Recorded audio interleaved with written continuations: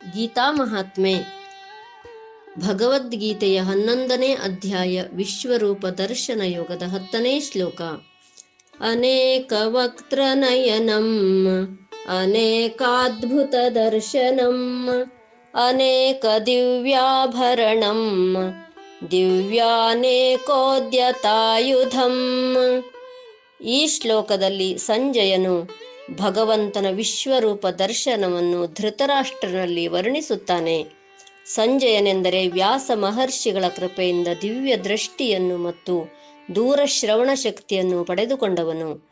ಈ ಶಕ್ತಿಯ ಮುಖೇನ ರಣರಂಗದಲ್ಲಿ ನಡೆದ ಶ್ರೀಕೃಷ್ಣಾರ್ಜುನರ ಸಂವಾದವನ್ನು ಮತ್ತು ಭಗವಂತನು ತೋರಿಸಿದ ವಿಶ್ವರೂಪ ದರ್ಶನದ ವಿಷಯವನ್ನು ಧೃತರಾಷ್ಟ್ರನಿಗೆ ವಿವರಿಸುತ್ತಾನೆ. ಭಗವಂತನಿಂದ ದಿವ್ಯವಾದ ನೇತ್ರಗಳನ್ನು ಪಡೆದ ಅರ್ಜುನನು ತನ್ನ ಯೋಗ ಗುರುವಿನ ವಿಶ್ವರೂಪ ದರ್ಶನವನ್ನು ನೋಡಿ ತನ್ನ ಜನ್ಮ ಸಾಫಲ್ಯವನ್ನು ಪಡೆಯುತ್ತಾನೆ. ಅನೇಕ ಮುಖಗಳು ಮತ್ತು ನೇತ್ರಗಳುಳ್ಳ ಅನೇಕ ಪ್ರಕಾರದ ಅದ್ಭುತಗಳಿಂದ ಕೂಡಿದ ಅನೇಕ ದಿವ್ಯಾಭರಣಗಳು ಮತ್ತು ದಿವ್ಯಾಸ್ತ್ರಗಳಿಂದ ಕೂಡಿದ ದೇವೋತ್ತಮನನ್ನು ನೋಡುತ್ತಾನೆ. ಎಲ್ಲಿ ನೋಡಿದರೂ ಅನೇಕ ಮುಖಗಳುಳ್ಳ ಭಗವಂತನನ್ನು ಕಾಣುತ್ತಾನೆ.